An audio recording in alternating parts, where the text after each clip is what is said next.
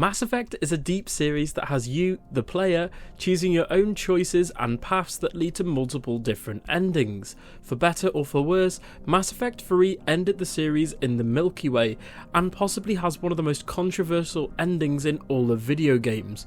Or so we thought. In today's video, I'll be going over which endings for Mass Effect 3 could be canon and could be used in the main plot going into the next game in the series. Lockhart QT.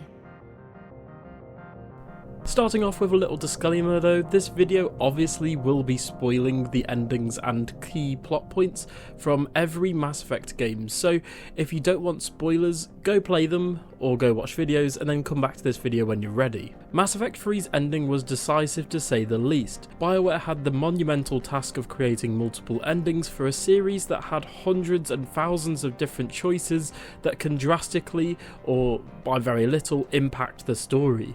Mass Effect 3, if you don't know, has 4 key endings: the Destroy ending, Synthesis, Refusal, and Control. And since we know the next game is on the way, how will BioWare carry on the series with these endings in mind?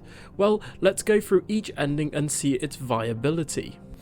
In Mass Effect 3, the game has 4 possible endings, and by going off the teasers from the reveal trailer as well as various N7 Day posters and tweets, we can rule out the fact that Mass Effect 4 or Mass Effect 5, the next game in the series basically, simply cannot follow some of these endings. So, we can start off by potentially ruling out Synthesis. In this ending, all organic life is merged with synthetic, creating organics with green eyes, glowing skin, circuitry, and all synthetics obviously staying alive.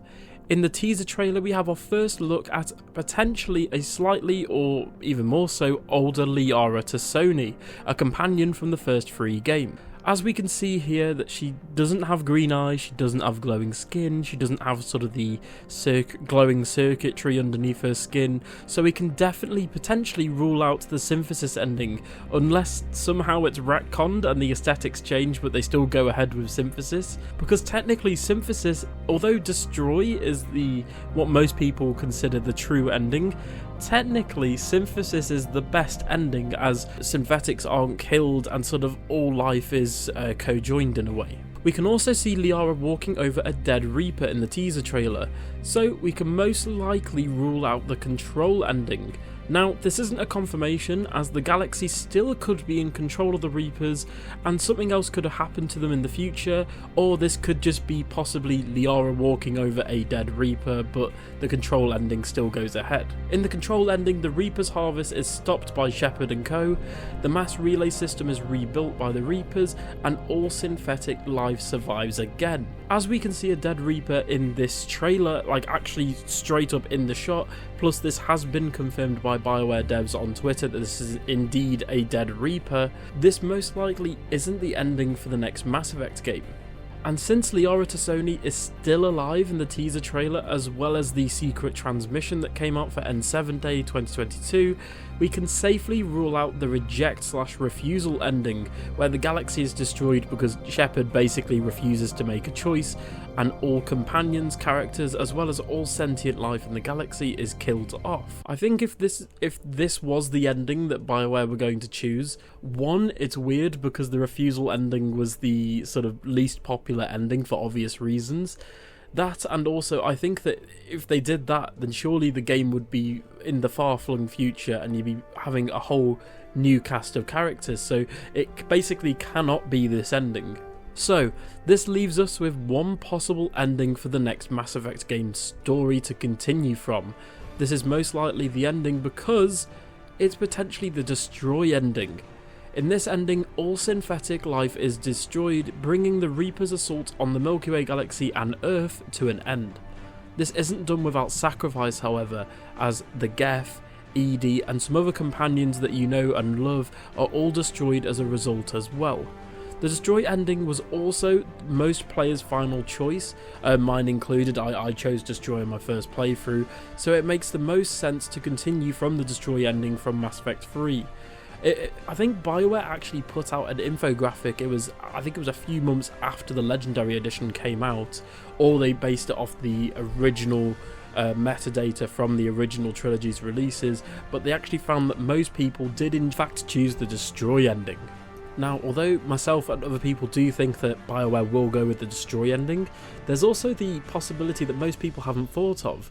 Again, with the complexities of writing a game story like BioWare did with Mass Effect, you have so many choices that impact the story and the characters that it's almost impossible to come up with an ending that would make everyone happy and would bring every single plot point into fruition.